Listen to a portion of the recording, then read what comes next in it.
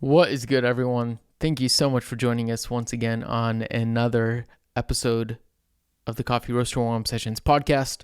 We are right in the middle of our recent series all about leveling up.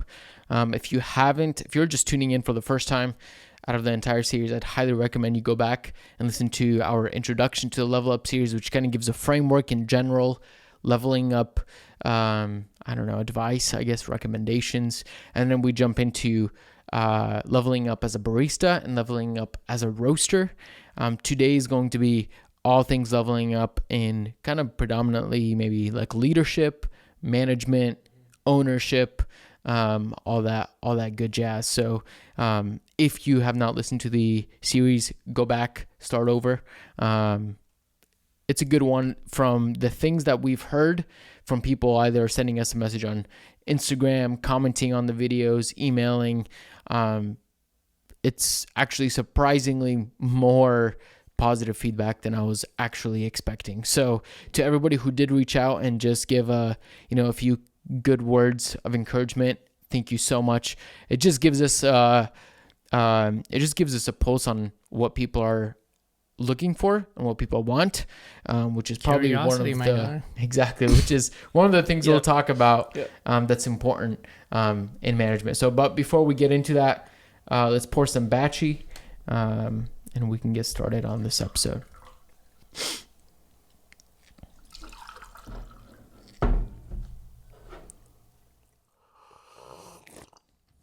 Still a little hot. It's a little hot. I took a very big gulp. That kind of burnt my mouth. I'm gonna go get some water because I'm parched. I guess I'll just hang here, give a couple of ASMR slurps.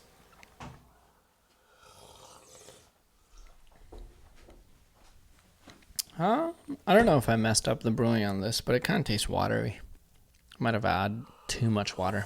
I did grind this coffee slightly finer than before. 11.2. Mm-hmm. Wow. No. Yeah. What do you think? I don't even know what to say because I'm like, I don't know. Yeah. I mean,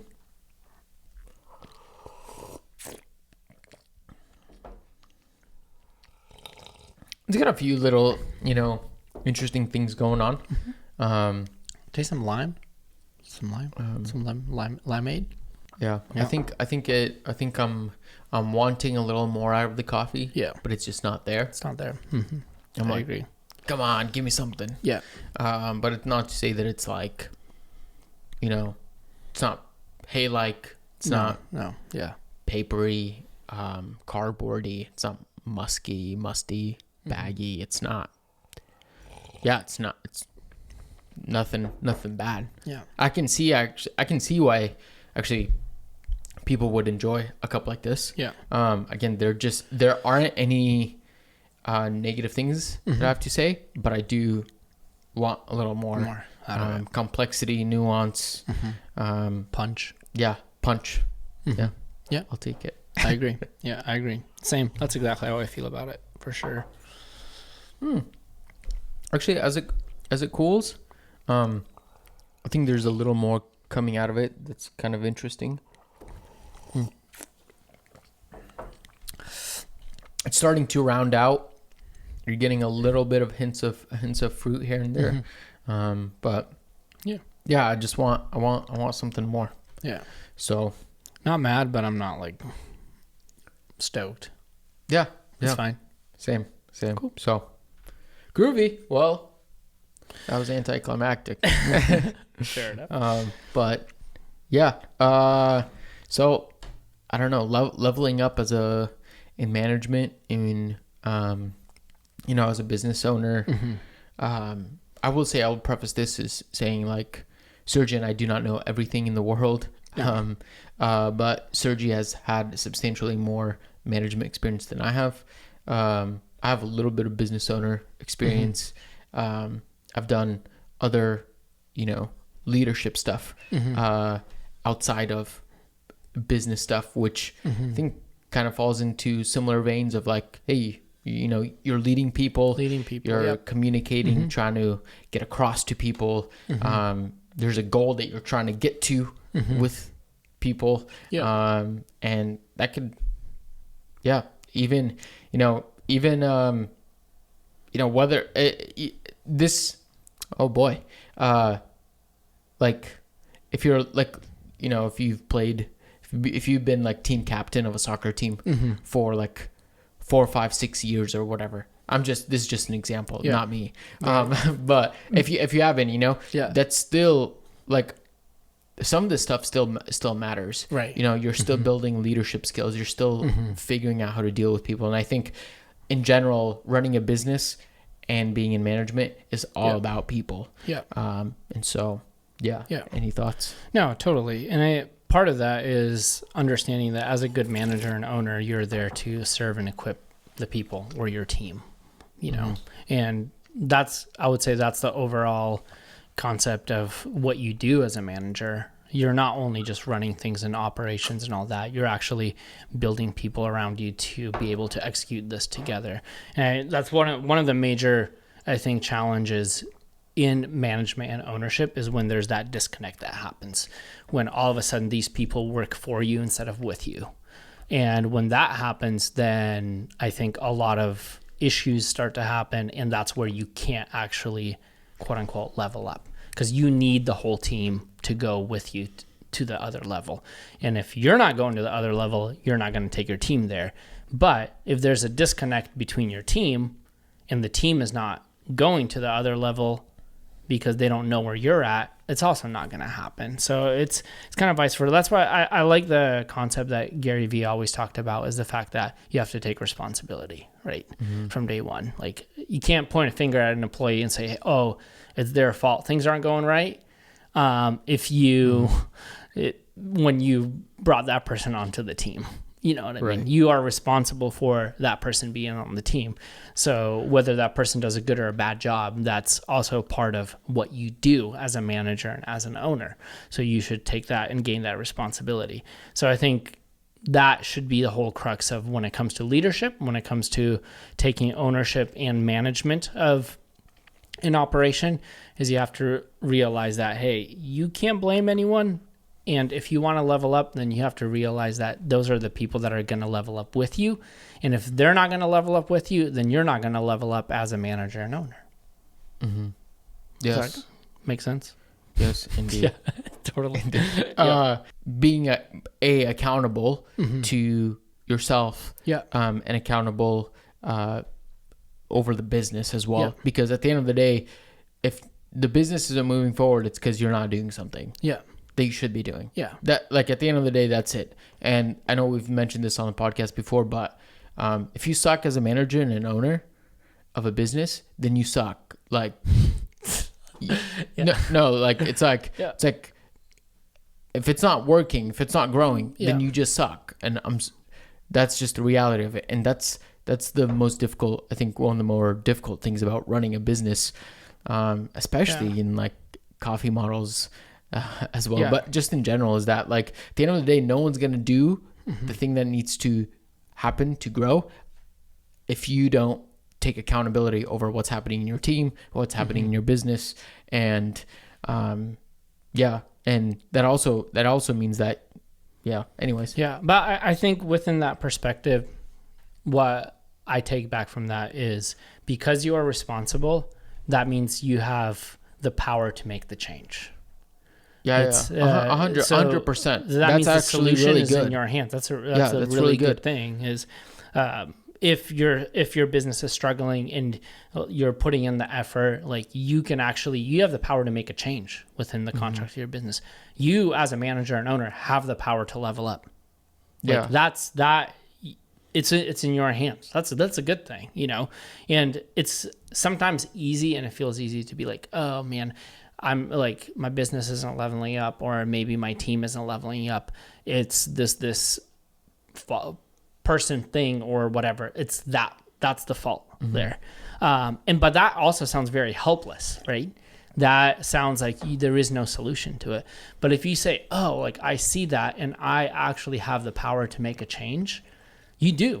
So therefore, like, what needs to be done? And that's why when we break down the series, we break it down to like the key thing is curiosity in the very beginning.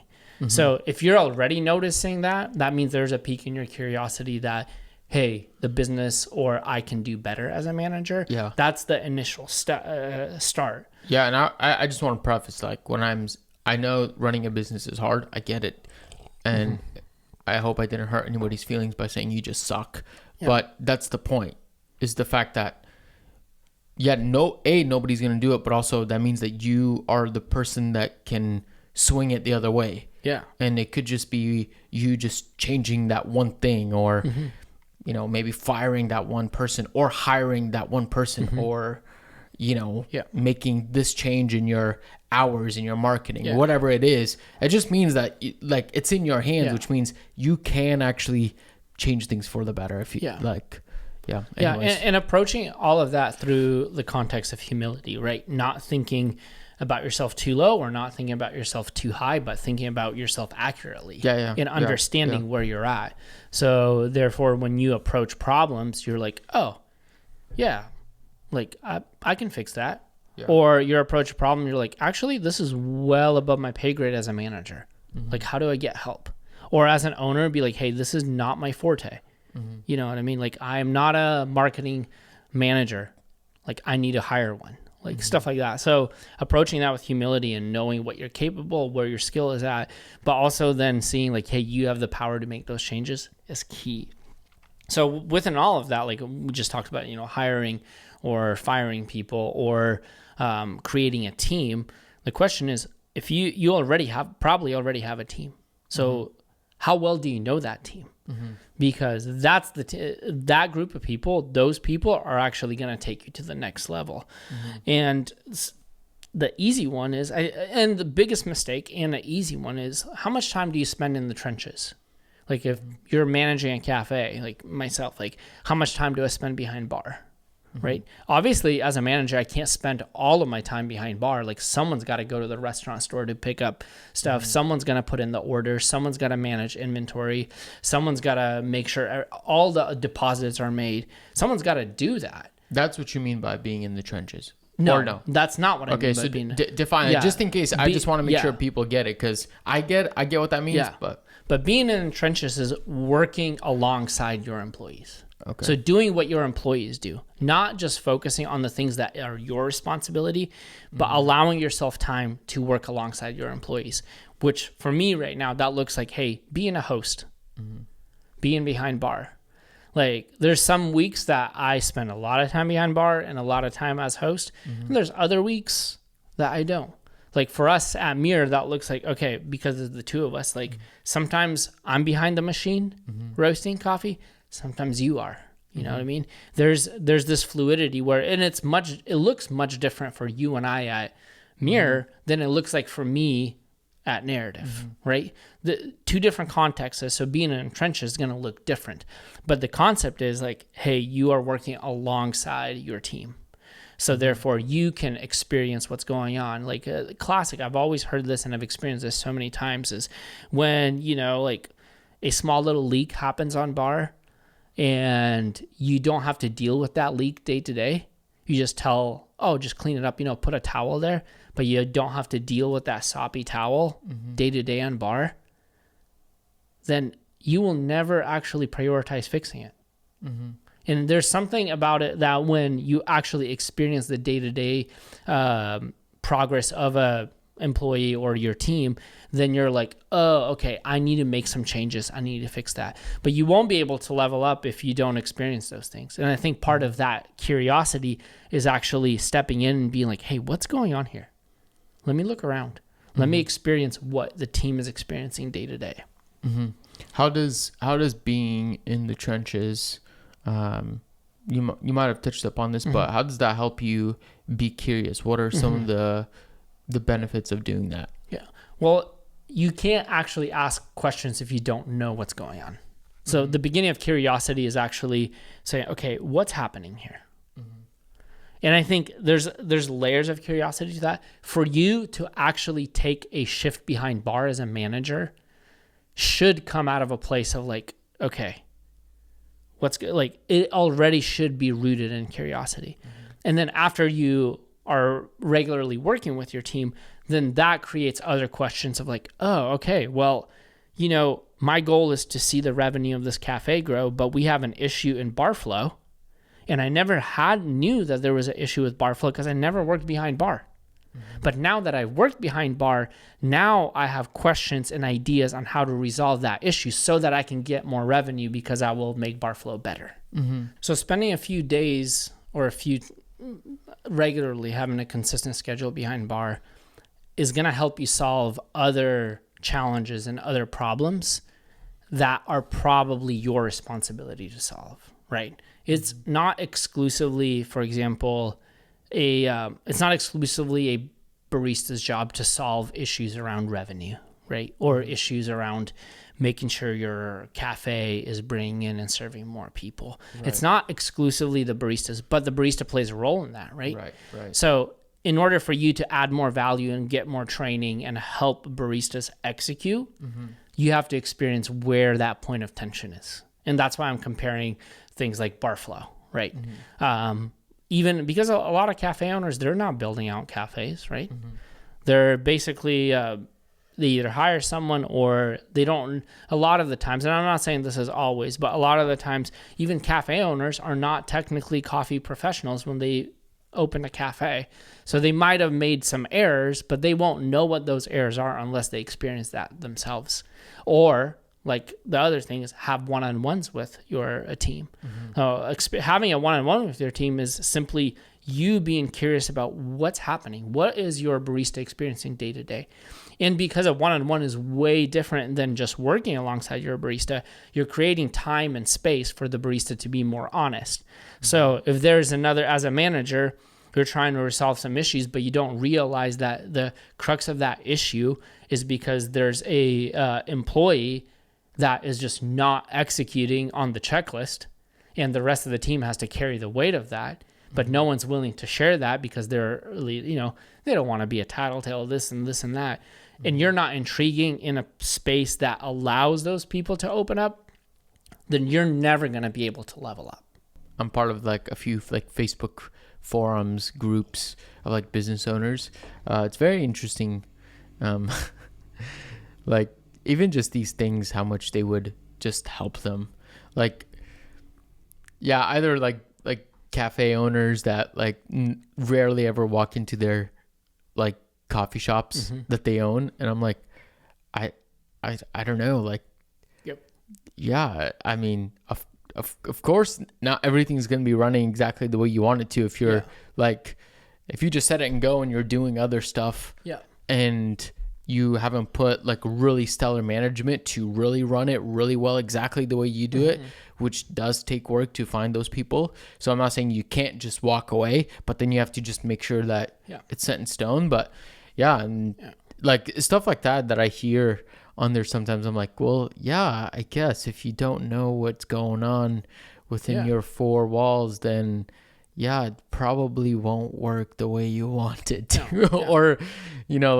Or like complaining about like, I don't know, like complaining about like different employees and stuff like that. It's like, I don't know, maybe ask them a few questions, maybe see what's going on in their lives, see what's holding them back from doing what you've told them to do. Maybe you didn't explain everything to them that in a way that makes sense to them. Maybe you missed something and they're not connecting the dots quite as easily as you are, because you have a much bigger, wider perspective on this. It's like, it's crazy what just like a few questions. Yeah, exactly. Can do. Even like, oh yeah, I've trained that employee, they should know better.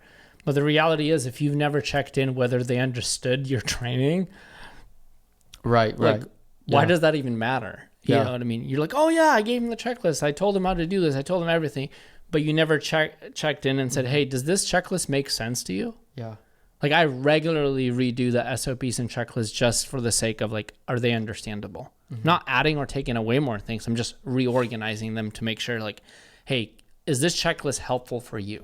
And that always changes as the team changes, right? Yeah. That's why like asking questions like what kind of a learner are you? Like, are you a hands-on learner, auditory, like visual? Like, what do you need to understand the stuff I'm communicating? Because communication is obviously a two-way street, but good communication is not whether you said something, it's whether it was understood. So therefore, you're always intriguing. You're always asking, hey, like or rephrasing even your statements and questions to making sure that people are receiving what you're saying. That's your job. And I think sometimes, like, you go through that process, you're having one-on-ones, and you run into challenges that are above your expertise. And I think that's when education easily flows in from that curiosity, is now you're saying, like, okay, yeah, there's some challenges that I never envisioned. Like, I'm not going to mention any names, but there was a cafe owner that I consulted for that said, yeah, like, dude, these social challenges that we're experiencing, like, are so out of my pay grade. Like, I never had to deal with this. Like, how do I deal with this? And what if this happens? How do I respond to this? And we literally had to process, be like, hey, like, the reality is, like, this is the context that we're living and working in. And you have to be able to be open and accepting of this context, So we have to process that. But that also meant that owner had to be like, hey, I need to surround myself around people I trust and people I know, people that are not going to slam me for not knowing. People are not going to slam me for, like, not being able to, but people are going to receive my help. So if you are a manager or owner, like, who are those people? Who are the right people? And the big question is, like, what do right people look like in that context, right? I mean, just to bring some clarity, by the right people, you're talking about now, like, surrounding yourself with people that can help you solve the problems that you might have discovered. Is that correct? Correct. Yeah. So you're basically looking for knowledge and education. You're looking to glean from someone, like a mentor or a coach. And I think sometimes those terms sound so professional that sometimes it's just like your friend that you need to get advice from. You know what I mean? And to me, those kind of forms of education are so much more practical. And I'm not discouraging people from reading another business book. I'm not discouraging people from, we like books. Like, the Gary Vee book was super dope for me to read. It was super simple and practical, super applicable. Simon Sinek's, even within the context of hospitality, reading a Danny Meyer's book, like, solid advice, solid.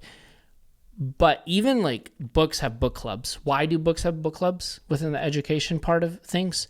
Is because it creates an environment to discuss very practical challenges and issues. And that's always positive, in my opinion. So if you are experiencing, you're gleaning this knowledge, your curiosity led you to actual changes that you need to make, like, how do you know how to execute on those changes if you've never had to encounter a problem like that, right? That's what leveling up is. You're going to a level that you've never been to.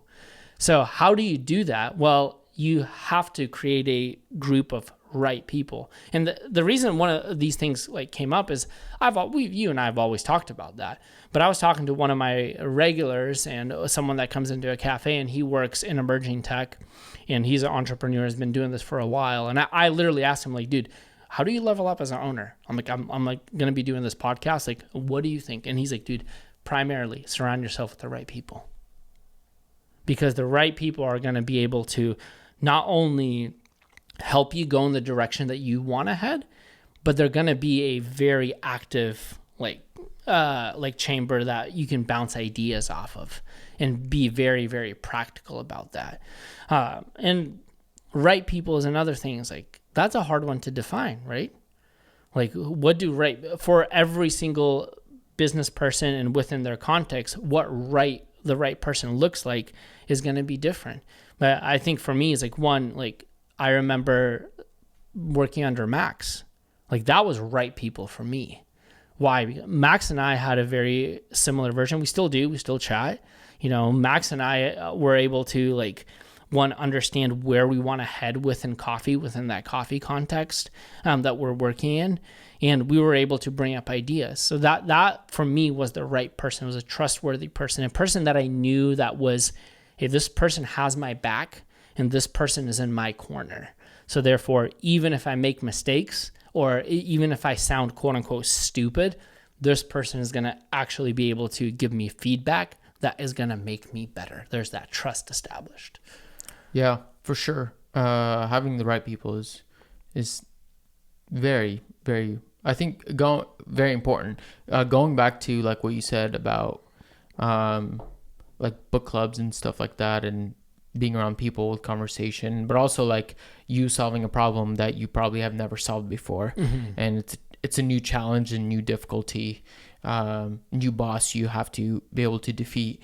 At the same time, I think also it's worth noting that it's probably going to be important for you to surround yourself with people who are already kind of a few steps ahead of you, hopefully, who have solved those problems, because it might be a little challenging to find an answer from somebody who has not had any business experience, and you're hoping that they're going to give you, I mean, they might give you like a really a good answer, but also realizing that hopefully you surround yourself around people who are more experienced or more successful than you, that can actually help you, instead of like going on Reddit, nothing bad about Reddit, but like going on Reddit and reading another answer from another business owner who's not where you want to be, which may actually can cause, well, it'll just take more time to solve the issue, because you're going to try something that's probably not going to help you,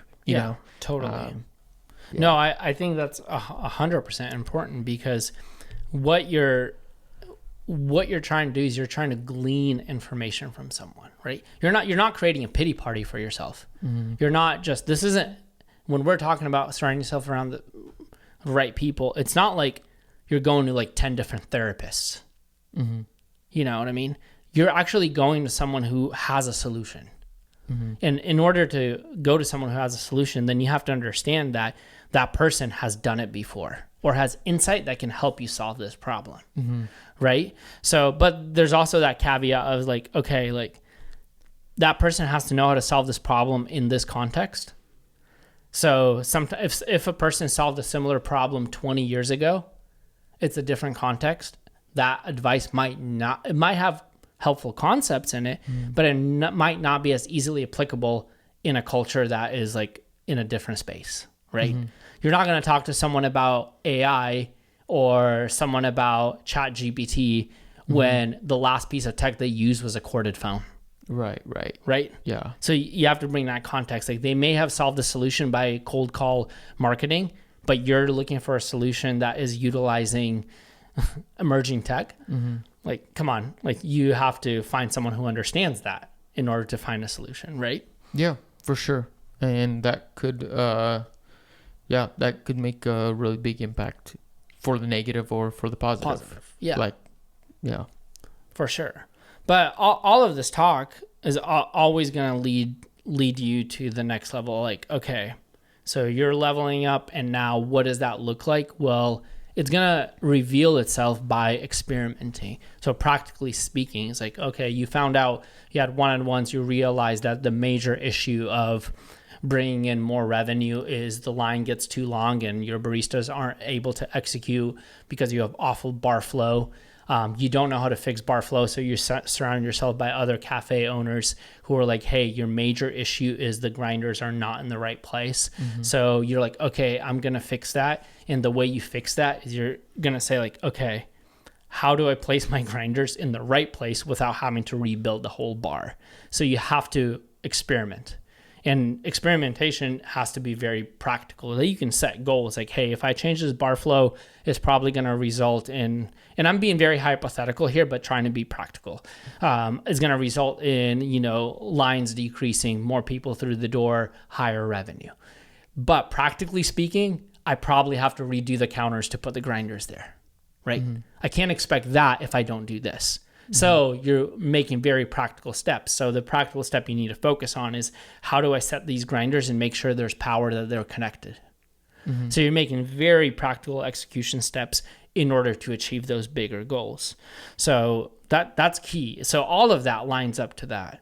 So then finally, when you are starting to make those practical steps, you can then look at the trends and be like, oh, okay, as a manager and as an owner, I can forecast for the future. Like, now that we fix the problem, now we can expect more people to be served and more people to come through the door. Then it opens up a whole different ball game and a whole different avenue and place for leveling up. Yeah, 100%. Yeah, I mean, it's just it's simple, but not really simple. Of like, you have a constraint, you go, you solve the problem, things grow, things develop in the direction you were hoping for, and then you go and you find the next thing that's the bottleneck, you take care of that, and you do it all over again. At the end of the day, that's really it. I think the biggest difficulty is oftentimes when, the house is on fire and everything is in panic mode, is figuring out the things that are going to relieve the biggest. It's like the things that are the most bottlenecked is taking care of those things and then just moving on to the next most important thing. Yeah. So it's like, also, on the flip side is like, hey, if your bar flow is really, really messed up, maybe let's not start designing a new sign outside your door. Exactly. Both things are really important. You should have a sandwich board or whatever they call them, an A-frame board. Like, those things are important. Yeah. But your bar flow is probably more, I don't know. Or a marketing team. Who am I to say? You know what I mean? Yeah. No, totally. It's like that's like the other coin, the other side of the coin. But yeah, definitely, it's like you see what's holding you back. You go and you take care of that, and sometimes it takes a couple tries to solve the issue. But let's hope that you can also be thinking about like, hey, this is going to result in X result, Y result, and just being honest with bad ideas, like as we like kind of land the ship here, is like you've been curious, you've got the education, now you're executing, and you have the opportunity to look back. And looking back is always 2020. And I think if you just leveled up and you're like, oh, I want to keep this energy going and I will continually level up, you have to look at your quote unquote bad ideas and learn from them.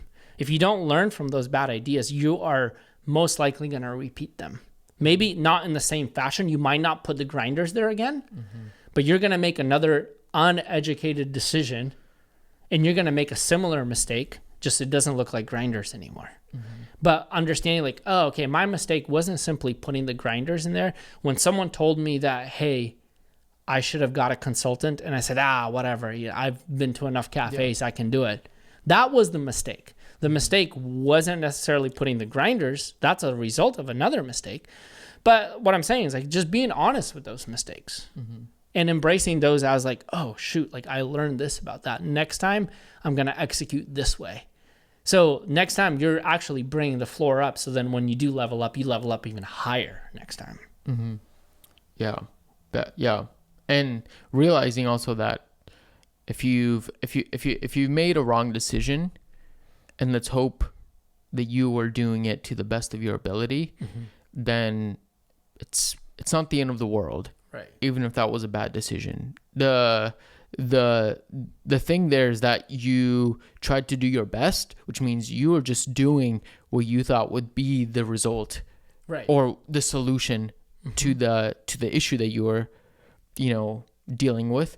And it's not a failure if you tried to do your best and then learn from that and figured out that that wasn't the solution, but that led you a step closer to the solution itself. Like rewiring, your brain to think a little more open-ended and optimistic rather than just being like, oh, dang, like I've tried 15 times and I failed all the times. I probably won't